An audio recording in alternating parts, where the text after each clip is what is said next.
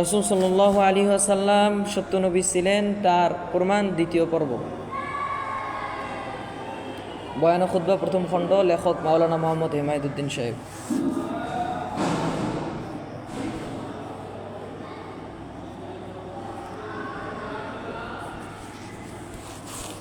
বিসমিল্লাহির রহমানির রহিম। আলহামদুলিল্লাহি রাব্বিল আলামিন, আসসালাতু ওয়াসসালামু আলা সাইয়্যিদিল মুরসালিন ওয়া খাতামিন নাবিয়্যিন ওয়া আলা আলিহি ওয়া আসহাবিহি আজমাইন। আম্মা বা'দ, ফাকাদ ক্বালা আল্লাহু তাআলা আউযু বিল্লাহি মিনাশ শাইতানির রাজীম ওয়া ইন কুনতুম ফি রাইবিন মিম্মা নাযালনা আলা আবদিনা ফাতু বিসূরাতিন মিন মিসলিহি ওয়াদ'উ শুহাদাআকুম মিন দুনিল্লাহি ইন কুনতুম সাদিকিন فإن لم تفعلوا ولن تفعلوا فاتقوا النار التي وقودها الناس والحجارة মুসল্লিয়ান ইকরাম। রাসূল সাল্লাল্লাহু আলাইহি ওয়াসাল্লাম যে সত্য নবী ছিলেন তার কি প্রমাণ সে সম্পর্কে গত সপ্তাহে আমরা আলোচনা শুরু করেছিলাম। উলামা ইকরাম লিখেছেন এ সম্পর্কে 3000-এর মতো প্রমাণ পেশ করা যায় যে রাসূল সাল্লাল্লাহু আলাইহি ওয়াসাল্লাম সত্য নবী ছিলেন। এগুলোর উপর কিতাবও লেখা হয়েছে। এই প্রমাণগুলোর মধ্য থেকে বড় বড় প্রমাণের একটা হলো সেই যুগের কাফেররাও, সেই যুগের ঘোর শত্রুরাও রাসূল সাল্লাল্লাহু আলাইহি ওয়াসাল্লামকে মিথ্যুক বলতে পারেনি। মুসলমান অমুসলমান শত্রু বন্ধু নির্বিশেষে সকলেই তাকে আলামিন বলে ডাকত, অর্থাৎ সে আমাদের মধ্যে সবচেয়ে বড় সত্যবাদী।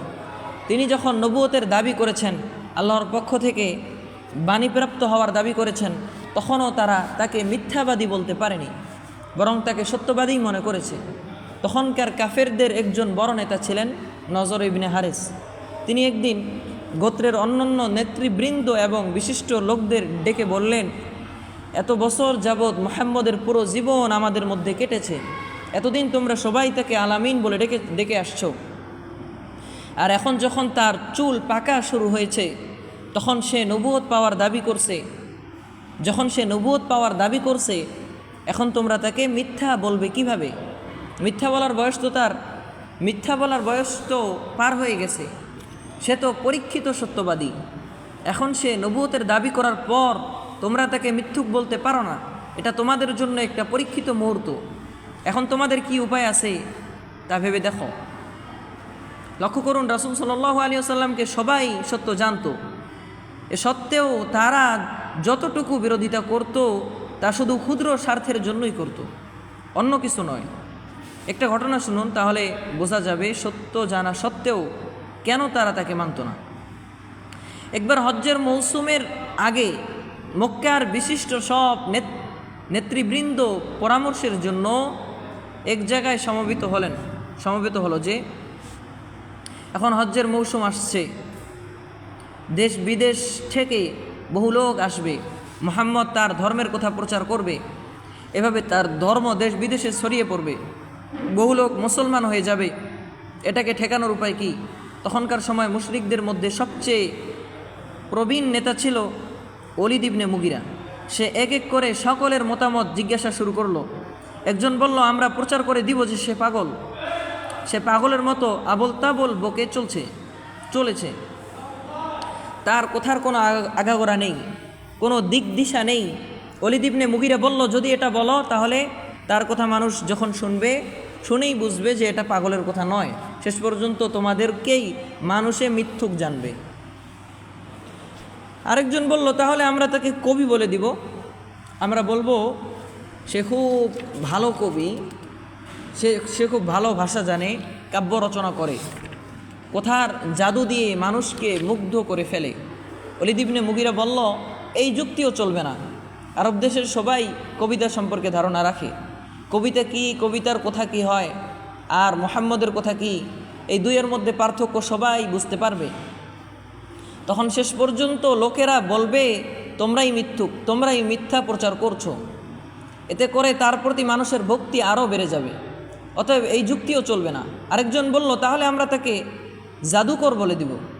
ওলীদ ইবনে মুগিরা বলল, জাদু তো আমরাও জানি, জাদুর কথা আর মুহাম্মদের কথা এক নয়, আরবের বহু লোকও জাদু জানে, তারা তার বাণী শুনে বুঝবে যে এত জাদু নয়, এত আদর্শের কথা বলা হচ্ছে। জাদুর ভিতর তো কোনো আদর্শের কথা থাকে না, জাদুর ভিতর তো নির্দিষ্ট কিছু শব্দ মন্ত্র পড়া হয়। অতএব মানুষ বুঝবে যে মুহাম্মদের কথা জাদু নয়, তোমরাই মিথ্যা প্রচার করছো, তোমাদেরকেই মিথ্যুক বলা হবে।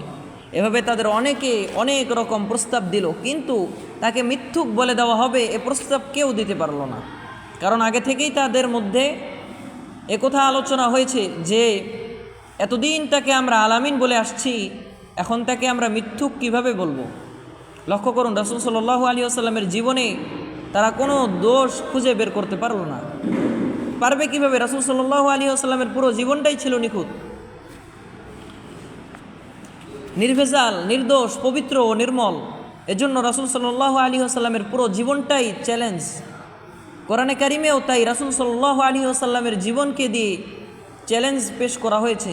আল্লাহ তাআলা বলেছেন, ফাকাদ লাবিস্তু ফীকুম উমরাম মিন ক্বাবলিহি আফালা তাআকিলুন। অর্থাৎ হে মুহাম্মদ, তুমি বলে দাও, এই নবুয়তের দাবি করার আগ পর্যন্ত আমার দীর্ঘ জীবন তোমাদের মধ্যে অতিবাহিত হয়েছে, তবুও কি তোমরা বোঝো না? অর্থাৎ আমার যে দীর্ঘ জীবন তোমাদের মধ্যে অতিবাহিত হয়েছে, তার মধ্যে তোমরা কোনো খুঁত বের করতে পারবে না। তাহলে কেন বুঝছো না যে আমি আদর্শ মানুষ?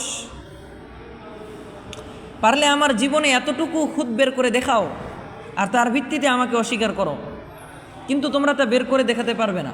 লক্ষ্য করুন, দুনিয়ার কোনো মানুষ কি পারবে তার জীবনকে দিয়ে এরকম চ্যালেঞ্জ পেশ করতে, যে পারলে আমার জীবনে এতটুকু ভুল দেখাও? এরকম চ্যালেঞ্জ কেউ করতে পারবে না। নবী সাল্লাল্লাহু আলাইহি ওয়াসাল্লামের জীবনকে দিয়ে এরকম চ্যালেঞ্জ পেশ করা হয়েছে।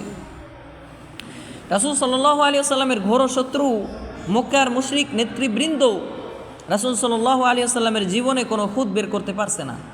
তাই বলে কি তারা রাসূল সাল্লাল্লাহু আলাইহি ওয়াসাল্লামের মিশনকে ঠেকাবে? তাই বলে কি তারা রাসূল সাল্লাল্লাহু আলাইহি ওয়াসাল্লামের মিশনকে ঠেকাবে? সে ব্যাপারে কোনো দ্বার্থহীন সিদ্ধান্তে তারা উপনীত হতে পারল না। তাই তারা রাসূল সাল্লাল্লাহু আলাইহি ওয়াসাল্লামের মিশনকে ঠেকাবে তাই বলে কি তারা রাসূল সাল্লাল্লাহু আলাইহি ওয়াসাল্লামের মিশনকে ঠেকাবে, সে ব্যাপারে কোনো দ্বার্থহীন সিদ্ধান্তে তারা উপনীত হতে পারল না। অর্থাৎ তারা এই বলার সিদ্ধান্ত নিল যে জাদু দ্বারা যেমন মানুষের ভিতরে বিভেদ সৃষ্টি করা হয়, স্বামী স্ত্রীর ভিতরে বিভেদ সৃষ্টি করা হয়, সংসারের ভিতরে ফাটল লাগানো হয়, মুহাম্মদের কথা দ্বারাও সে এরকম করছে। মুহাম্মদের কথা দ্বারাও সে এরকম করছে। সে মানুষে বিভেদ সৃষ্টি করছে, অতএব তার কোথাও জাদু। পিতাকে ছেড়ে পুত্র মুসলমান হয়ে গেলে পিতা আর পুত্রের ভেতরে বিভেদ সৃষ্টি হয়ে যায়। এমনিভাবে সংসারে একজন ইসলাম গ্রহণ করলে অন্যদের সাথে তার বিরোধ সৃষ্টি হয়ে যায়। তারা ভাবলো যে আমরা এটাই বলে দেব যে মুহাম্মদ জাদু করে মানুষের ভেতরে বিভেদ সৃষ্টি করে দেয়। তাদের মধ্যে একজন নেতাকে লক্ষ্য করে বলেছিল, স্যার, যদি মুহাম্মদের কোনো দোষই না থাকে তাহলে তাকে মানতে আমাদের বাধা কোথায়? ওলীদ ইবনে মুগীরা বলেছিল যে তোমরা জানো আমরা হলাম আবদে মানাফ গোত্রের লোক, আর মুহাম্মদ হলো বনু হাশেম গোত্রের লোক। এই দুই গোত্রের মধ্যে সুদীর্ঘকাল ধরে একটা প্রতিযোগিতা চলে আসছে। তারা কোনো ভালো কাজ করলে আমরাও অনুরূপ একটা ভালো কাজ করে দেখাই। কখনো কোনো ব্যাপারে আমরা তাদের থেকে পেছনে থাকি না।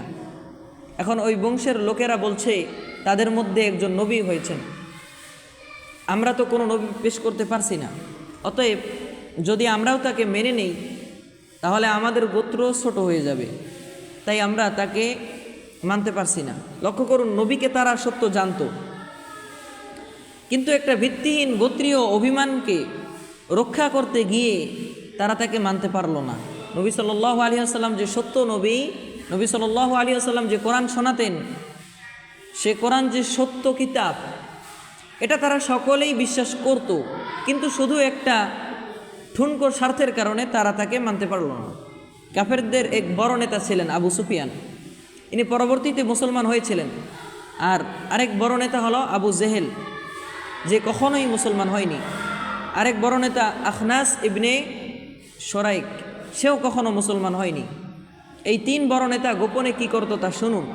নবী সাল্লাল্লাহু আলাইহি ওয়াসাল্লাম রাতে তাহাজ্জুদের নামাজে কোরআন তেলাওয়াত করতেন, আর এই তিন নেতা গোপনে গিয়ে সেই তেলাওয়াত শুনত।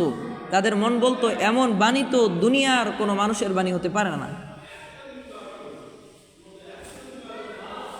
এভাবে মুগ্ধ হয়ে তারা শুনত। একদিন 3 নেতাই নবীজির তেলাওয়াত শুনতে গিয়েছে। শুনতে শুনতে সকাল হয়ে গেছে। সকালে 3 জনের মুখোমুখি দেখা হয়ে গেল। একজন আরেকজনকে বলল, কি ব্যাপার, এখানে কেন? অপরজন উত্তর দিল, আমি তো পরীক্ষা করতে এসেছি, তোমরা কে কে আসো, তোমরা কে কে আসো। আরেকজন বলল, আমিও তো পরীক্ষা করতে এসেছি, তোমরা কে কে আসো। সকলেই বুঝলো যে আসলে আমরা সবাই মুগ্ধ হয়েই এসেছি। দিনের পর দিন তারা এভাবে কোরআন শুনতে আসতো। কি আকর্ষণ ছিল কোরআনের মধ্যে, যে আকর্ষণে তারা ছুটে আসতো। কোরআন হলো আরবি ভাষায়, আর সেই যুগ ছিল উচ্চাঙ্গ আরবি সাহিত্যের যুগ। তাদের ভাষায় কোরআন নাজিল হয়েছিল। কোরআনের মর্ম, কোরআনের রহস্য, এর গাম্ভীর্য তারা বুঝতো। এই যে মানুষের রচনা করা নয়, এটা তারা বুঝতে পারত। তাই তো ঐশ্বরিক আকর্ষণে তারা ছুটে আসতো। এরপর একদিন ওই 3 জনের একজন আখনাস ইবনে সোরায়েক চিন্তা করলো যে আমরা সবাই যখন এটাকে সত্য বলে বিশ্বাস করি, তাহলে আমরা মানি না কেন? এর একটা সুষ্ঠু ফায়সালা হওয়া দরকার। সে অপর নেতা আবু সুফিয়ানের বাড়িতে গেল। আবু সুফিয়ানকে সে বলল, মুহাম্মদের মধ্যে যদি কোনো দোষ না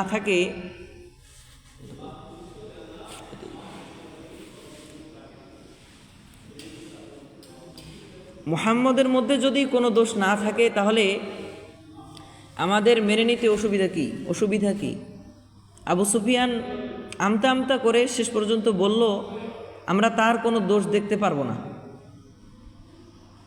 তারপর সে আরেক নেতা আবু জেহেলের কাছে যে বলল, মুহাম্মদের কোনো দোষ না থাকলে আমরা তাকে মেনে নিই।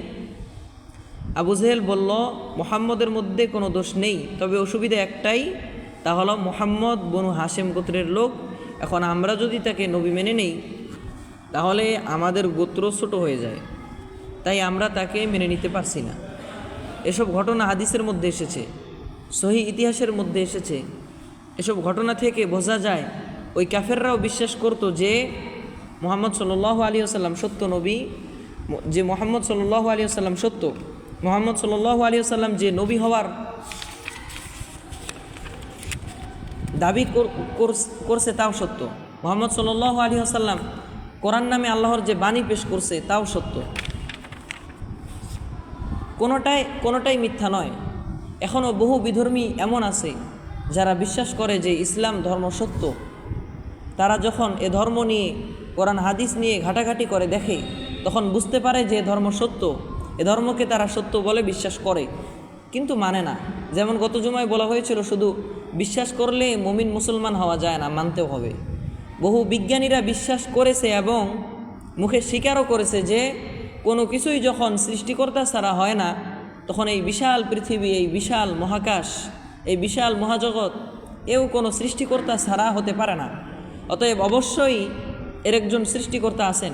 এভাবে বিশ্বাস তারা করেছে, স্বীকারও করেছে, কিন্তু মানেনি। তাই তারা মুসলমান নয়। শুধু বিশ্বাস এবং স্বীকার করার নাম ঈমান, ইসলাম নয়। ঈমান ইসলাম হলো বিশ্বাসও করতে হবে, স্বীকারও করতে হবে, মেনেও নিতে হবে। নবী সাল্লাল্লাহু আলাইহি ওয়াসাল্লাম যে সত্য নবী ছিলেন, তার সবচেয়ে বড় প্রমাণ হচ্ছে কোরআন। একজন উম্মি অর্থাৎ নিরক্ষর মানুষ হওয়া সত্ত্বেও নবী সাল্লাল্লাহু আলাইহি ওয়াসাল্লামের মুখ থেকে কোরআনের ন্যায় এরূপ মহা জ্ঞান ভাণ্ডারের গ্রন্থ প্রকাশ পাওয়াই প্রমাণ করে যে তিনি মহাজ্ঞানী, আল্লাহর পক্ষ থেকেই এসব জ্ঞান প্রাপ্ত হয়েছেন।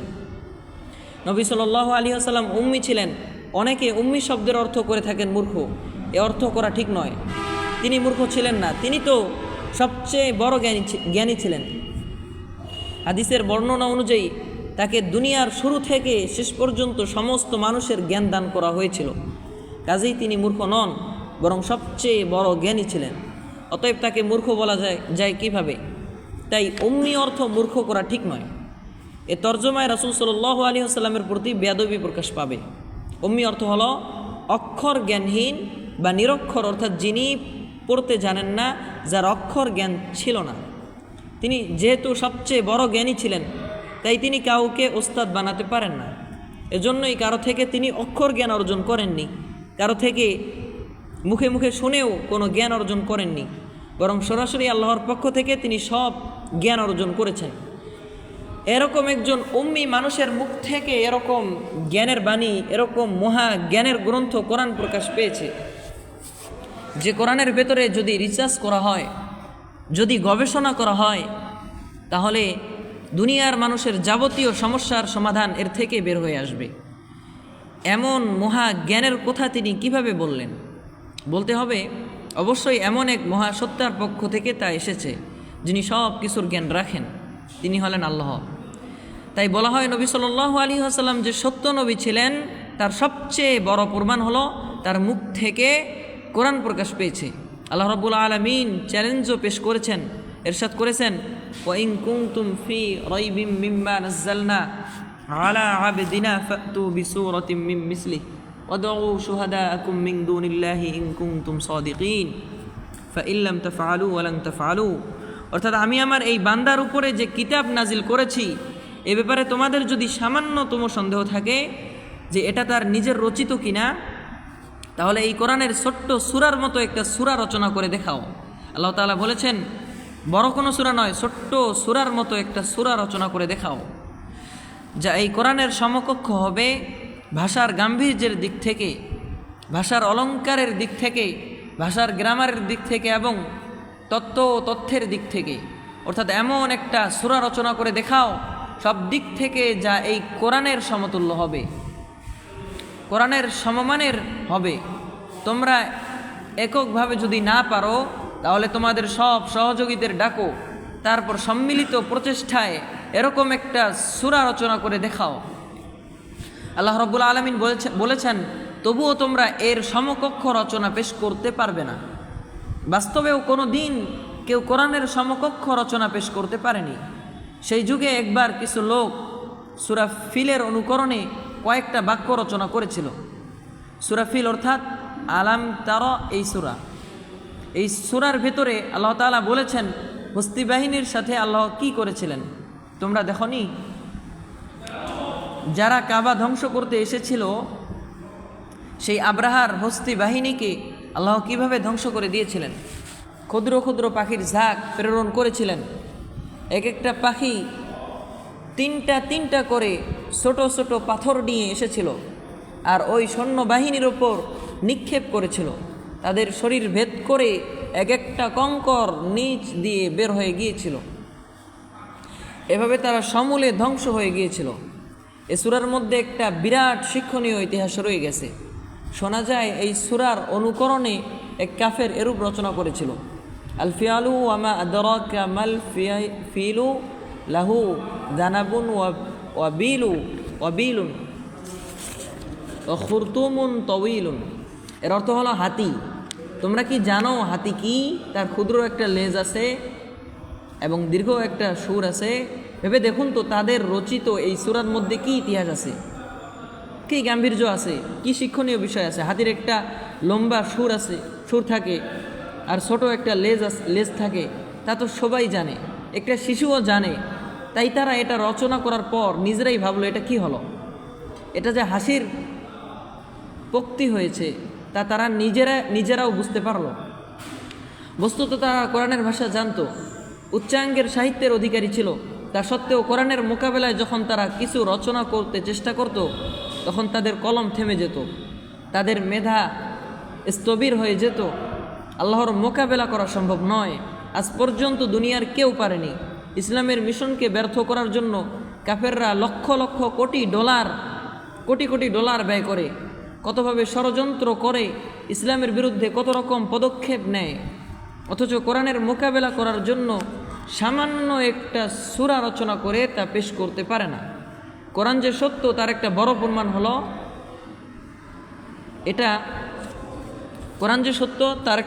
হলো এটা। যা হোক, যা বলছিলাম, রাসূলের মতো একজন উম্মি মানুষের জবান থেকে এরকম মহা জ্ঞানের গ্রন্থ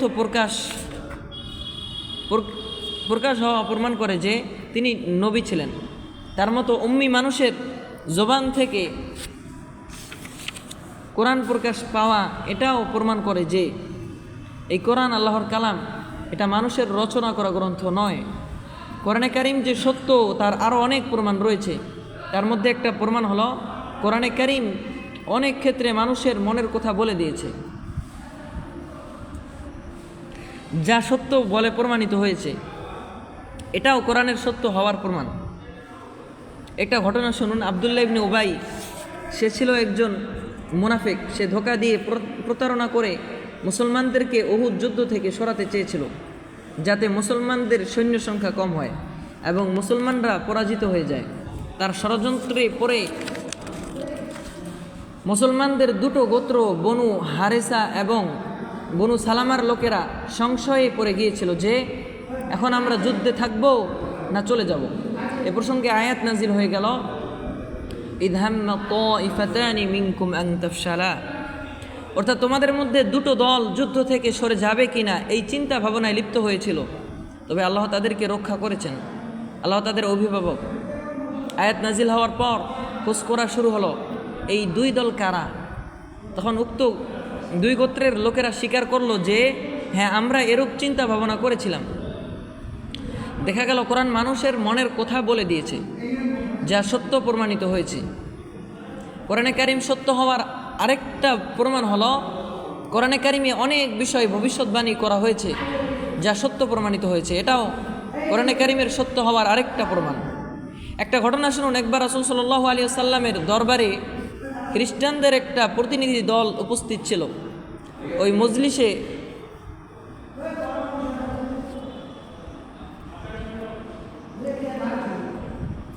কোরআনে কারিম সত্য হওয়ার আরেকটা প্রমাণ হলো, কোরআনে কারিমে অনেক বিষয় ভবিষ্যৎবাণী করা হয়েছে যা সত্য প্রমাণিত হয়েছে। এটাও কোরআনে কারিমের সত্য হওয়ার আরেকটা প্রমাণ। একটা ঘটনা শুনুন। একবার রাসূল সাল্লাল্লাহু আলাইহি ওয়াসাল্লামের দরবারে খ্রিস্টানদের একটা প্রতিনিধি দল উপস্থিত ছিল। ওই মজলিসে কিছু ইহুদিও উপস্থিত হলো। ইহুদি খ্রিস্টানদের মধ্যে ঝগড়া শুরু হলো। ঝগড়ার এক পর্যায়ে ইহুদিরা দাবি করলো একমাত্র আমরাই হকপন্থী, আর কোনো দল হকপন্থী নয়। আমাদের জন্যই জান্নাত নিশ্চিত, আর কারো জন্য নয়। খ্রিস্টানরা দাবি করলো একমাত্র আমরাই হকপন্থী, অন্য কেউ নয়। জান্নাত একমাত্র আমাদের জন্যই নিশ্চিত, আর কারো জন্য নয়।